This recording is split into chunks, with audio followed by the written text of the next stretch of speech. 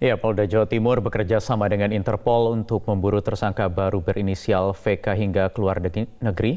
Bagaimana perkembangannya? Kita akan bergabung dengan Fatma Ayu langsung dari Polda Jawa Timur. Fatma, apa perkembangan dari pencarian tersangka Veronica Koman yang kabarnya sudah menggandeng pihak Interpol untuk mengetahui keberadaannya di luar negeri?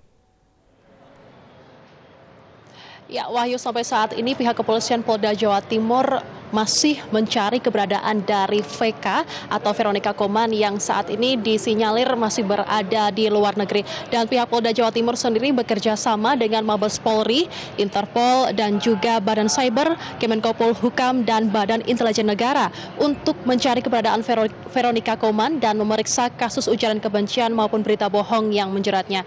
Menurut Kapolda Jawa Timur, yakni Irjen Pol Luki Hermawan, bahwa adanya kerjasama tersebut dikarenakan postingan atas berita bohong dan ujaran kebencian yang disampaikan oleh tersangka VK merupakan menyangkut keamanan negara. Oleh karena itu, perlunya kerjasama ini untuk mengusut tuntas kasus serta mencegah terjadinya kasus serupa. Dan VK sendiri ini awalnya adalah saksi dari tersangka ujaran kebencian dan berita bohong Tri Susanti atau Susi yang terlebih dahulu telah ditetapkan sebagai tersangka.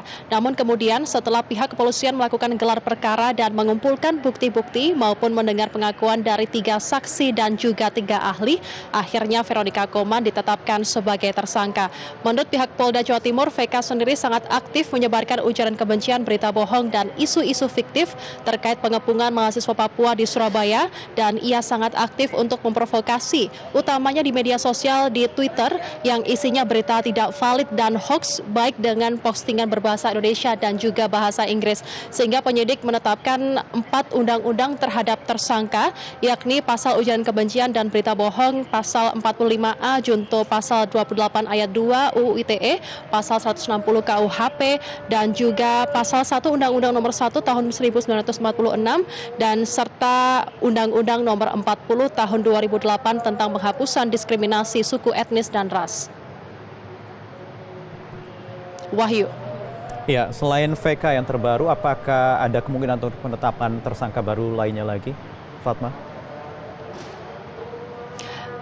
Ya, Wahyu, sampai saat ini kami masih menunggu konfirmasi maupun jawaban dari pihak kepolisian Polda Jawa Timur apakah nantinya ada pengembangan tersangka baru dalam kasus ujaran kebencian dan juga provokasi maupun berita bohong yang terjadi.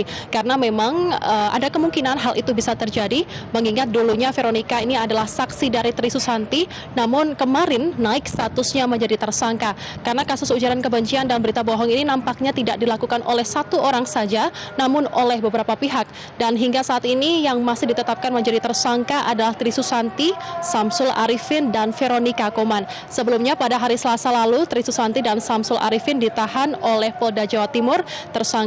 Para tersangka tersebut ditahan selama 20 hari karena dikhawatirkan menghilangkan barang bukti, melarikan diri, dan untuk kepentingan pemeriksaan yang belum selesai. Dan hingga saat ini pihak kepolisian masih memburu VK atas kasus yang sama dengan TS maupun SA, yakni ujaran kebencian dan berita bohong.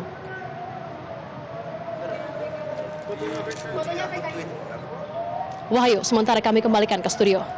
Baik, Fatma Ayu melaporkan langsung dari Surabaya, Jawa Timur.